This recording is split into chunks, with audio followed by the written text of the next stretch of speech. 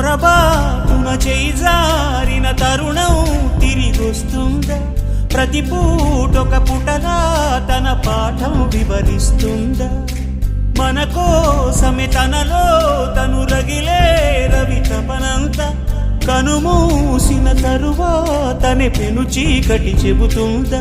కడతేరని పయనాలెన్ని, పడదోసిన ప్రణయాలెన్ని అని తిరగే ఛాయా చరిత పుటలు, వెను చూడక ఉరికే కథలు, తమ ముందు తరాలకు స్మృతుల చితులు అందించాలా ప్రేమికులు. ఇది కాదే విధిరాత, అనుకోదేం ఎదురీత.